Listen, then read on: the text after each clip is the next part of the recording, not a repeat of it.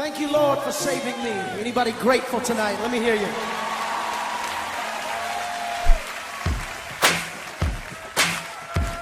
Put your hands together.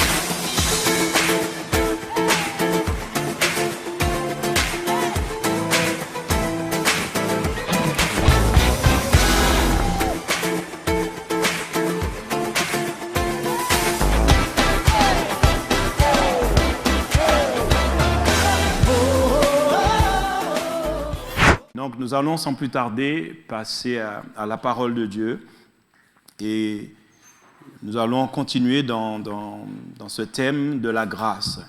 Et le titre du message, c'est « La grâce donne le vrai repos ». La grâce donne le vrai repos. Et dans Jean 1, je rappelle, a été donné par Moïse. La grâce et la vérité sont venues par Jésus-Christ. Éphésiens 2, au verset 8 à 9, il nous est dit « Car c'est par la grâce que vous êtes sauvés, par le moyen de la foi. Et cela ne vient pas de vous, c'est le don de Dieu. Ce n'est point par les œuvres, afin que personne ne se glorifie. » Donc, il est important pour nous de comprendre que la grâce est venue par Jésus-Christ, et aussi, c'est par la grâce aussi que Dieu nous sauve, mais aussi par le moyen de la foi. Donc, dans la grâce, il y a la foi qui accompagne la grâce. C'est important de comprendre qu'il y a une dimension dans la grâce où la foi collabore avec la grâce pour emmener l'homme au salut. Il dit que cela ne vient pas de vous, c'est le don de Dieu. Et ce n'est point par les œuvres non plus, quelles que soient les œuvres, afin que personne ne se glorifie. Jésus est donc l'auteur de la grâce, mais aussi le chef de la foi. Hébreux 12, verset 2, il nous est dit « Ayant les regards sur Jésus-Christ, le chef et le consommateur de la foi, qui, en vue de la joie qui lui était réservée, a souffert la croix, méprisé l'ignominie et s'est assis à la droite du trône de Dieu. » Donc, Jésus-Christ, lui, il est le chef, il est le consommateur de la foi. Et donc, s'il est le chef et le consommateur de la foi, tous ceux qui ont cru en lui, et donc, nous avons reçu de lui et par lui, puisqu'il est aussi la parole. Jean 1, verset 14, il est dit que la parole a été faite chair, elle a habité parmi nous, pleine de grâce et de vérité, et nous avons contemplé sa gloire comme la gloire du Fils unique venu du Père. Et donc, Jésus est la parole. Et la Bible va nous dire dans Romains 10 au verset 17, la foi vient de ce qu'on entend, et ce qu'on entend vient de la parole de Christ ou encore de la parole de Dieu. Donc, la parole de Dieu crée la foi dans celui qui reçoit la grâce de Dieu. Et donc, Jésus est aussi l'auteur, le chef de la foi, puisqu'il est la parole. Galates 3, verset 23 à 26. Galates 3, versets 23 à 26. Avant que la foi vînt, nous étions enfermés sous la garde de la loi en vue de la foi qui devait être révélée. Donc l'apôtre Paul qui parle à l'église de Galate, puisque l'église de Galate, c'était les Juifs. Il y avait aussi des païens. Et donc, il va leur parler, puisqu'à un moment donné, en fait, cette église qui a commencé par la foi, qui a cru en Jésus-Christ, voulait pratiquer les œuvres de la loi, ce qui créait une certaine confusion. Et l'apôtre Paul, de s'expliquer, de l'emmener dans la compréhension même des choses, va dire « Avant que la foi vînt, nous étions enfermés sous la garde de la loi, en vue de la foi qui devait être révélée.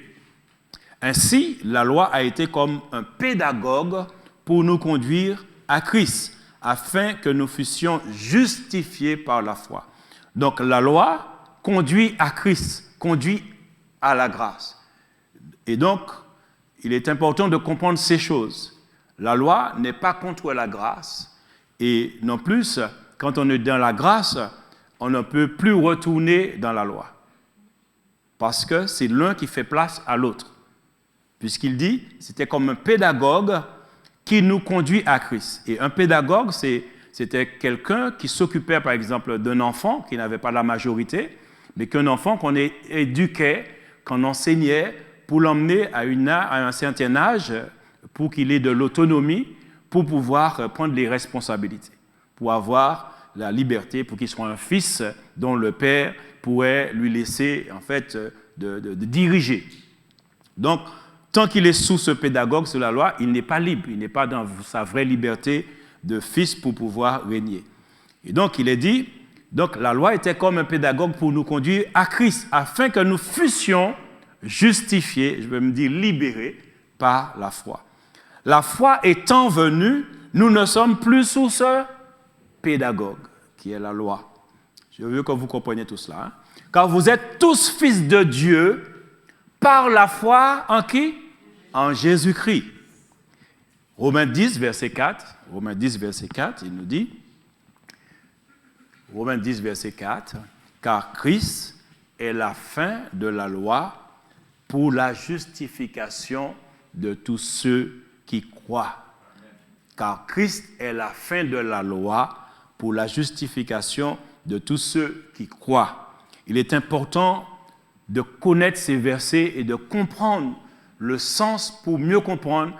Lorsque Jésus il agissait dans les évangiles, il était en train de nous emmener vers la grâce, d'emmener le peuple juif à comprendre tout ce que la Bible, tout ce que l'Ancien Testament disait se rapportait à Christ. Mais il est vrai qu'au temps de Jésus-Christ, cela était difficile, cette compréhension de ce que la loi faisait, de ce que la loi appelait à faire. Et donc, lorsque Jésus était là, donc ceux qui étaient sous la loi et aussi les gardiens de la loi, dont les Sadducéens, les chefs religieux à l'époque, eh bien, ils ont cherché plutôt à nuire à Jésus-Christ. Ils l'ont crucifié. Ils n'ont pas aimé, en fait, ce qu'il faisait. Ils n'ont pas compris que Jésus est la grâce, est l'auteur de la grâce, et que la grâce était là, et donc qu'il fallait qu'à un moment donné, qu'on entre dans la grâce tout en laissant la croix. Ça veut dire qu'on passe à un régime pour entrer dans un autre régime, le régime de la grâce. Et donc, il nous est dit, donc, dans Colossiens 2, versets 16 à 17, et c'est là qu'on comprend que tous ceux qui croient en Jésus-Christ sont libérés de tout joug quant à la loi et les traditions. Parce que ce que Jésus fait à la croix du Calvaire, il libère non seulement les Juifs qui étaient sous la loi, mais il libère tous les autres peuples aussi qui peut-être avaient une certaine loi ou encore avaient des traditions. Parce qu'il n'y a pas seulement que la loi qui dominait, qui tenait les gens sous un joug. Il y a des cultures où des traditions tiennent les gens sous un joug. Et donc ce que Jésus vient faire quand il accomplit sur la croix, il accomplit quelque chose de magistral parce qu'il libère tous les peuples, pas seulement les Juifs. Pas seulement les Juifs. C'est pourquoi l'apôtre Paul va dire, Colossiens 2, versets 16 à 17, que personne donc ne vous juge au sujet du manger ou du boire, ou au sujet d'une fête, d'une nouvelle lune, donc c'est des choses qu'on rencontre dans les cultures, ou des sabbats, ce qui était pour le peuple juif. Il dit, c'était l'ombre des choses à venir, mais le corps est en Christ. D'autres versions disent, mais la réalité est en Christ. La réalité est en Christ. Donc, nous devons comprendre que la loi, les traditions, les cultures et les religions, donc, en quelque part, on va dire que ce n'était pas la réalité. Ce n'était pas la réalité. Cela ne pouvait pas nous emmener au salut, ni non plus à être justifié, qui veut dire déclaré juste, et aussi être apte, capable d'entrer dans le ciel, dans le royaume de Dieu, capable d'entrer vraiment et de vivre dans le paradis. Et donc, Jésus-Christ vient pour nous libérer de tout cela et pour nous donner accès à la grâce qui est le chemin qui nous conduit au ciel, qui nous conduit au paradis. Et c'est pourquoi l'apôtre Paul va donner cet avertissement dans Colossiens 2, versets 8 à 10. Il nous est dit, « Prenez garde que personne ne fasse de vous sa proie par la philosophie et par une vaine tromperie, s'appuyant sur la tradition des hommes sur les rudiments du monde et non sur Christ. Verset 9, car en lui habite corporellement toute la plénitude de la divinité.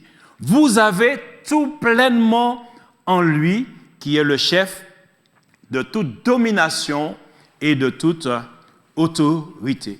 C'est vraiment important de comprendre ces versets, ces textes de la Bible, en fait, qui nous montrent en fait, que nous sommes libérés de pas mal de choses qui étaient vraiment contraignantes pour tous ceux et celles qui soit observaient la loi ou observaient les traditions. Mais Christ, effectivement, nous libère de toutes ces choses. Il nous dit que nous avons tout pleinement en Christ. Tout est en Jésus-Christ parce que c'est lui qui a tout accompli. À la croix, il s'est écrié « tout est accompli ». Et c'est pourquoi Jésus, lorsqu'il était en Israël, donc il y avait toujours cette confrontation avec ceux qui étaient sous la loi, avec les chefs religieux et tout. Et à un moment donné, Jésus va leur dire en fait que la loi n'est pas venue pour abolir la loi, mais pour l'accomplir. Pas pour l'abolir, pas pour le casser. Et il va même dire qu'il ne sortira de la loi pas un iota, pas un trait de lettre. Parce que tout ce que la loi dit et tout ce que la loi montre le chemin vers Jésus-Christ. Donc si tu enlèves un iota de la loi, attention, la loi conduit à Christ. Donc il faut rien enlever. Parce que Christ, quand il arrive sous le régime de la loi, mais il doit aller à la croix pour mettre fin à ce régime. Or, si tu enlèves un iota, si tu enlèves de la loi, il y a un problème. Parce que Christ doit accomplir toute la loi. Pas une partie, mais toute la loi. Et il est le seul qui l'accomplit. Et cet accomplissement, c'est à la croix que cela se passe. Mais aussi, à la croix, il met fin aussi aux traditions de toutes les cultures. Parce qu'à la croix, quand Jésus va sur la croix, il va mourir pas seulement pour libérer les Juifs, mais pour libérer l'humanité. Pour libérer l'humanité. C'était très important. Donc, vous savez, dans la loi, mais comme Jésus, puisqu'on va voir un texte dans l'Évangile,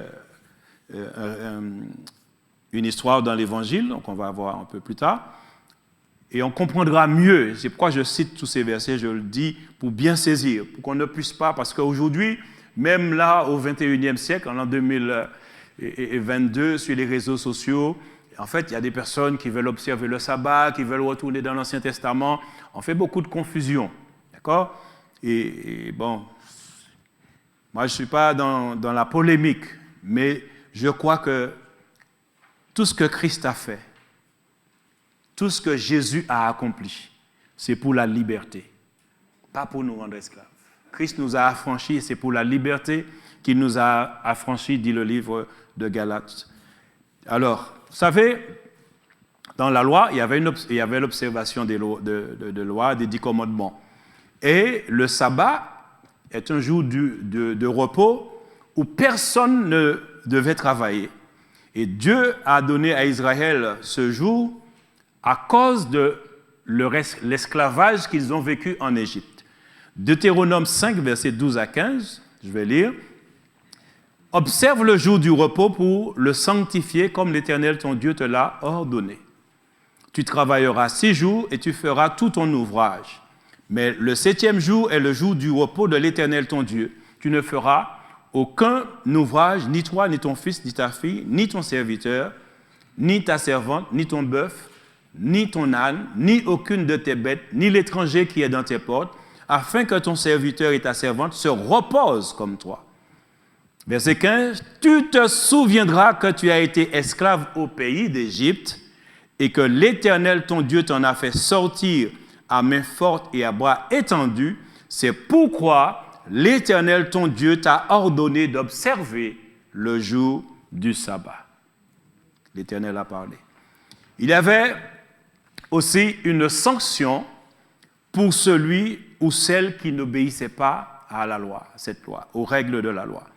Dans Nombre 15, versets 32 à 36, Nombre chapitre 15, versets 32 à 36, Je lis.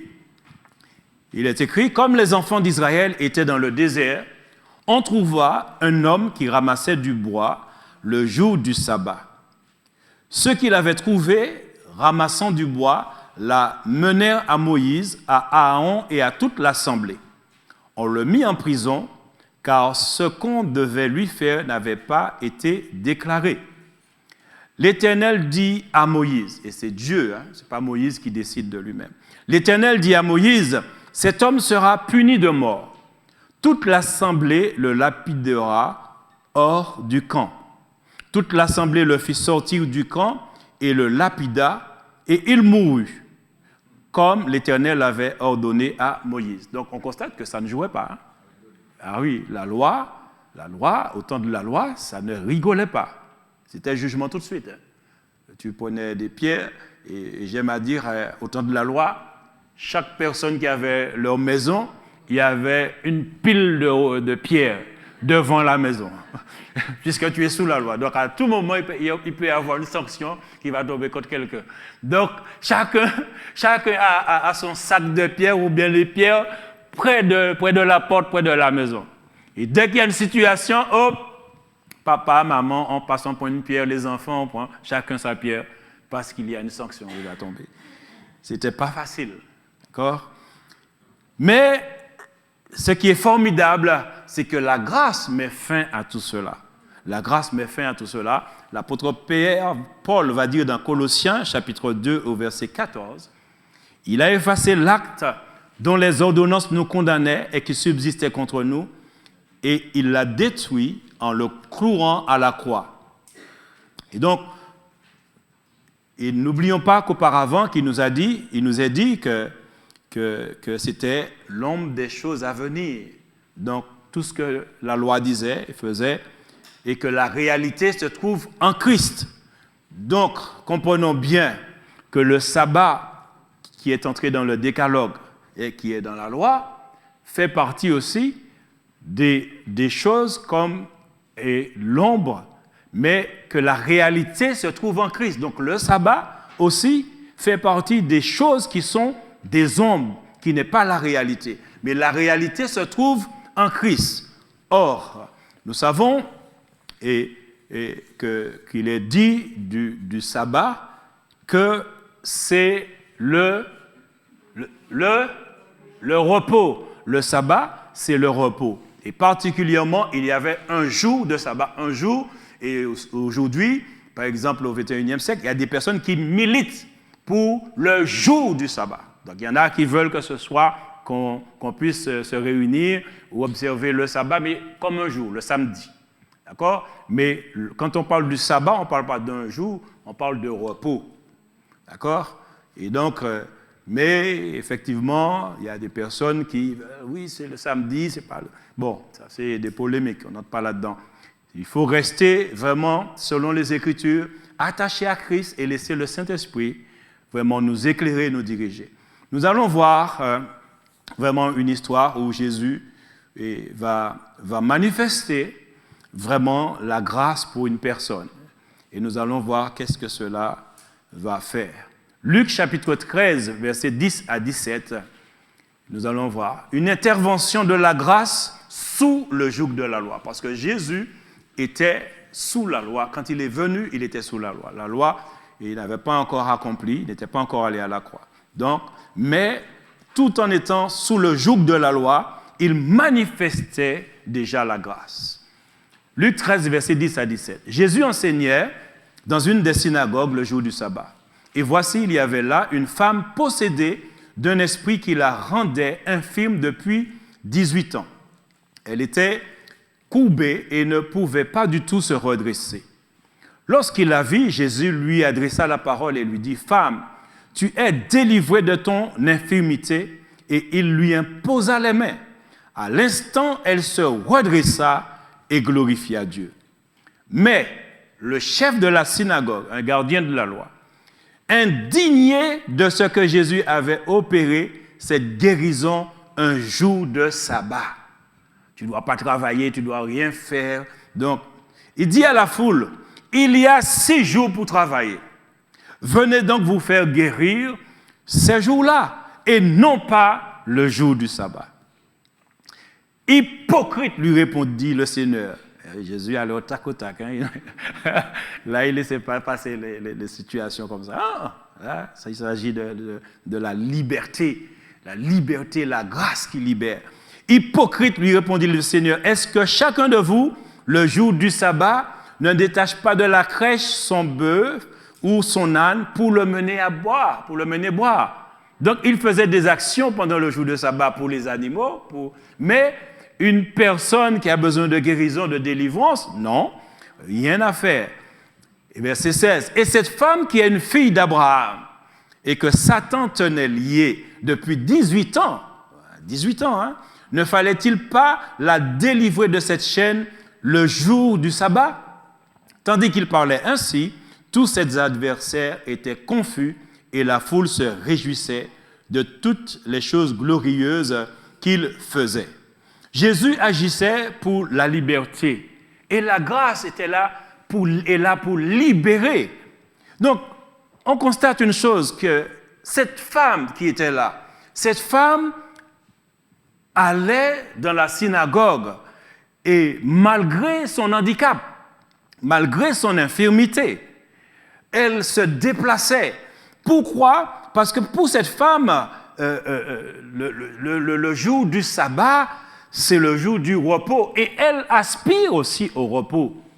Elle aspire au repos parce qu'en ce temps-là, le repos était plus ou moins physique, parce que c'était un jour où il fallait travailler et il ne fallait pas travailler. C'était un jour où on devait rester tranquille. Mais cette femme, même si elle ne travaillait pas, même si elle pouvait rester tranquille, mais elle se trouvait tourmentée. Elle était liée par un esprit qui la rendait infime, un esprit, et quand on dit un esprit, je vous dis, bon, c'est gentil, quand on dit un esprit, mais c'est un démon qui la tenait liée. Quand on dit esprit, c'est gentil, mais il faut comprendre que c'est un démon. Or, le démon n'aime pas les hommes, le démon n'aime pas les êtres humains, les démons ni Satan non plus n'aiment pas les êtres humains. Donc, pendant 18 ans, un esprit l'a obligé à se courber. Hop là. Voilà. Et donc, il y a mon truc qui est tombé pour montrer un peu l'exemple. Donc, cette femme, pendant 18 ans, même si les os craquaient, mais le démon la maintenait. Même si elle avait... Et donc, si c'est un démon qui te maintient comme ça, ce qui veut dire que la nuit, tu es tourmenté. La nuit, tu as du mal. La nuit, tu souffres. Donc, elle ne connaissait pas le repos. Elle ne connaissait pas le repos. Ça veut dire, pendant que les chefs religieux dormaient tranquilles, elle était en train de gémir. Elle était en train de gémir. Et tout ce qu'elle avait, c'est la loi. Or, le jour du sabbat, c'est le jour du repos. Donc, elle s'efforçait d'aller à la synagogue pour aspirer au repos. En pensant en elle-même, si le sabbat, c'est le repos, j'espère que le Dieu d'Abraham, le Dieu d'Isaac et le Dieu de Jacob me donnera ce repos un jour. Je veux dire qu'au fond de son cœur, en ayant un peu cette espérance, il y a eu la foi qui était en train de se manifester. Et c'est pourquoi Jésus va dire à ce chef de synagogue, cette femme, c'est une fille d'Abraham. Parce qu'Abraham est le père de la foi. C'est une fille d'Abraham. Parce qu'elle aspirait à ce repos. Elle attendait ce repos. Et c'est pourquoi, malgré tout le mal qu'elle pouvait avoir, malgré sa condition de vie qui était vraiment difficile, elle allait à la synagogue. Elle ne regardait pas. Peut-être que tout le monde arrivait à l'heure, mais elle prenait du temps pour marcher. Parce qu'elle ne regarde pas droit devant elle, elle regarde qu'à ses pieds parce qu'elle est courbée. Et combien ce démon devait lui dire, qu'est-ce que tu vas faire à la synagogue? Tu penses qu'on va te redresser? C'est moi qui te tiens courbé. Le démon devait lui parler ainsi. Elle devait se dire, mais quand? Jusqu'à quand, Seigneur? Elle devait dire, Dieu d'Abraham, d'Isaac et de Jacob, tu nous as donné la loi. Tu nous as dit encore, celui qui observe ces choses vivra par elle. mais j'ai toujours observé le sabbat. Mais je ne vis pas. Je ne vis pas. La loi ne justifie personne. La loi ne fait vivre personne. La loi n'a jamais fait vivre ceux qui l'ont observé. Seulement celui qui a dit « Je suis le chemin, la vérité et la vie », Jésus-Christ de Nazareth qui nous a dit dans Jean 14, et c'est ça, Jean 14, verset 6, « Je suis le chemin, la vérité et la vie ». Seul Jésus donne la vie, seul Jésus libère, seul Jésus donne le repos. Et combien cette femme, vraiment, et dans cette synagogue, Jésus est là. La grâce est là. Et donc, alors que cette femme a cette espérance qu'un jour, qu'elle sera redressée, qu'un jour Dieu va agir. Mais ce jour-là, la grâce était là. Et comprenons bien, si la grâce est là, la loi qui est ombre, le sabbat qui est une ombre, fait face à la réalité en ce jour. Ça veut dire que la réalité est là. Jésus, c'est la réalité. Donc Jésus ne pouvait pas laisser cette femme dans cette situation. Parce que le sabbat, le repos, c'est l'ombre. La réalité, c'est Jésus. C'est la grâce. La grâce est là, donc la grâce doit apporter la liberté. Et la grâce ne peut pas laisser l'ombre faire de l'ombre à la manifestation et la puissance de Dieu pour guérir cette femme. Peut-être que vous n'avez pas saisi. Hein? Vous avez saisi. La grâce, Jésus c'est la lumière. Jésus a dit, je suis la lumière du monde, Jean 8, verset 12. Celui qui me suit ne marchera plus dans les ténèbres. Cette femme ne pouvait pas rester dans l'ombre. L'ombre aussi est égale aux ténèbres. Donc quand tu es sous la loi, le diable peut te tenir, il fait ce qu'il veut avec toi. Les démons peuvent... Cette femme était tout le temps sous la loi. Le démon ne l'a jamais lâchée.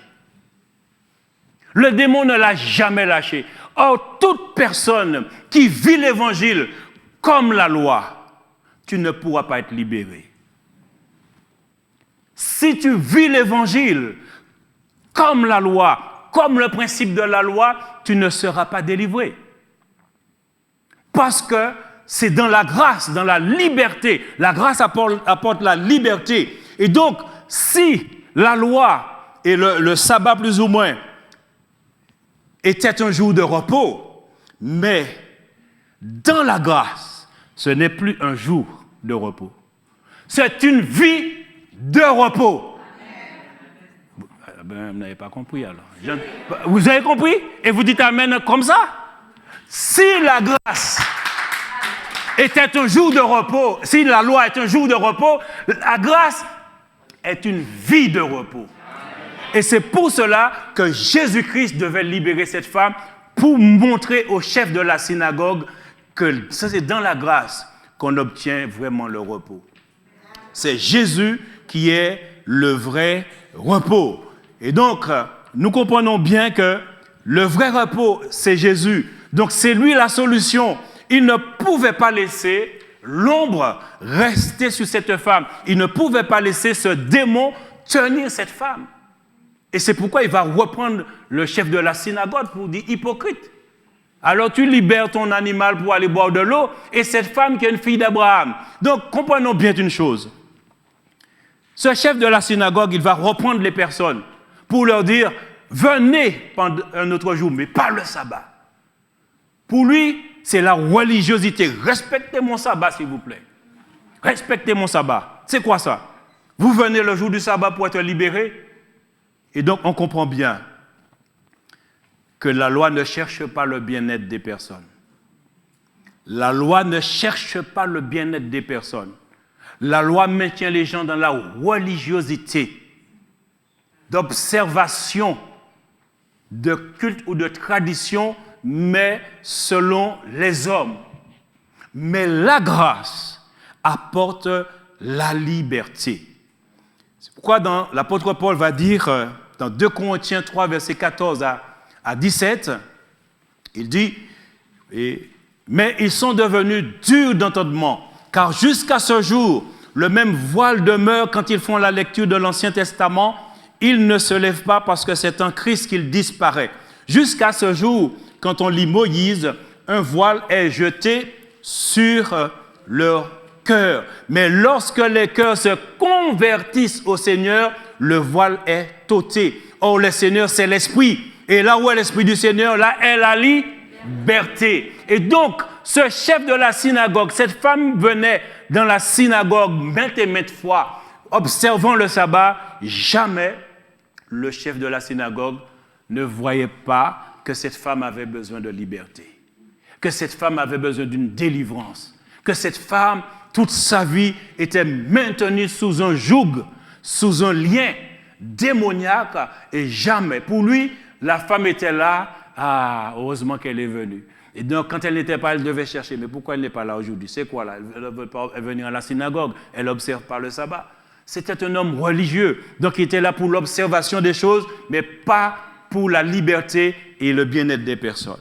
Mais c'est normal parce qu'il y a un aveuglement pour tous ceux et celles qui restent sous le joug de la loi en lisant Moïse, ça veut dire l'Ancien Testament, qui restent toujours attachés vraiment aux écrits de Moïse. La Bible dit que les choses qui ont été faites auparavant, les choses qui ont été écrites aussi dans l'Ancien Testament, c'est pour nous servir d'exemple. Donc comprenons bien que tout se passe en Christ.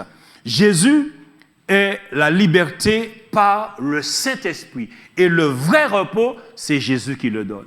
Le vrai repos, c'est Jésus qui l'emmène. Matthieu 11, versets 28 à 30, il nous est dit, « Venez à moi, Jésus va dire, vous tous qui êtes fatigués et chargés, et je vous donnerai du repos. Prenez mon joug sur vous et recevez mes instructions, car je suis doux et humble de cœur. Et vous trouverez du repos pour vos âmes, car mon joug est doux et mon fardeau léger. » Voyez-vous, le sabbat, donc, c'est l'observation d'un jour. Donc, on se pouvait se reposer physiquement.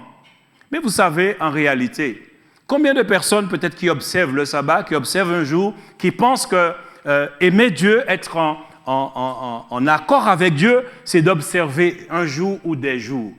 Mais tu peux observer des jours, tu n'as jamais de repos. Tu n'as jamais de repos.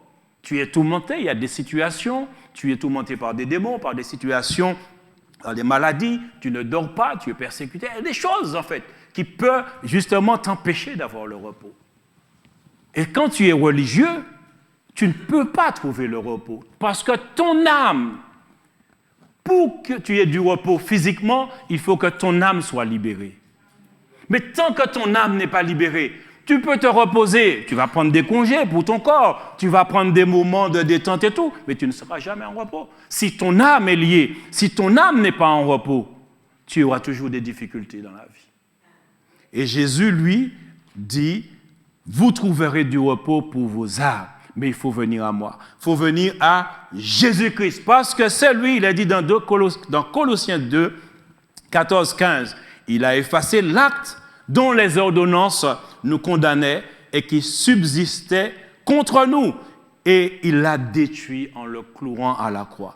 Donc là que les ordonnances qui nous condamnaient, la loi, et donc il a dit, et cela subsistait contre nous, il l'a détruit à la croix. Et aussi, le démon qui maintenait cette femme courbée, lui aussi, à la croix, Jésus a dépouillé les dominations, donc tout ce qui est autorité spirituelle, démons, les autorités, et les a livrés publiquement en spectacle en triomphant d'elle par la croix. Donc, et comprenons bien, donc, quand Jésus-Christ agit, il est là, la grâce est là, il manifeste la puissance de la grâce, donc il impose les mains, le démon part, tout de suite.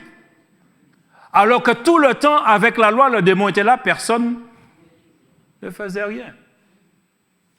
On avait beau prêcher la loi, beau prêcher le sabbat, ça ne faisait rien. Mais le jour que Jésus est là, dès que la grâce est là, la grâce voit. La lumière, c'est tout de suite. La lumière est là. La grâce est là. Cette femme ne peut pas rester dans l'ombre comme ça. Il fallait que Jésus-Christ fasse quelque chose. Et il le fait. Et donc, nous comprenons une chose. Si dans l'Ancienne Alliance, effectivement, il est dit, Dieu demandait au peuple de sanctifier le jour du sabbat. Et c'est pourquoi, sous le régime de la loi, c'était un jour à mettre à part et qu'il fallait tout le temps, sous le régime de la loi, sanctifier ce jour, le mettre à part, l'honorer. Mais sachons une chose, que dans la nouvelle alliance, avec Jésus-Christ, l'auteur de la grâce, c'est là qu'on trouve le repos, c'est là qu'on trouve la liberté et c'est là qu'on est délivré. Et dans la nouvelle alliance, 1 Pierre 3, verset 15, il nous est dit, 1 Pierre 3, verset 15, et il nous a dit une chose formidable. Mais sanctifiez qui dans vos cœurs? Christ le Seigneur. Dans l'Ancien Testament, sous le régime de la loi, il fallait sanctifier un jour. Il fallait sanctifier le sabbat, le jour du sabbat. Dans la nouvelle alliance, dans la grâce, c'est Christ qu'on sanctifie dans notre cœur, qu'on met à part. C'est lui qu'on élève. C'est lui qu'on met en premier. Et c'est sur lui qu'on regarde. Et c'est à lui qu'on doit y aller. Parce que c'est lui qui a dit, venez à moi. Afin de trouver le repos. Donc c'est lui notre repos et c'est lui que nous devons sanctifier. Que son nom soit béni et que vraiment ces paroles encore nous fassent du bien, nous aident à nous appuyer sur Christ et que comprenons que dans la nouvelle alliance, nous sommes dans une vie de liberté et pas d'esclavage. Que son nom soit béni.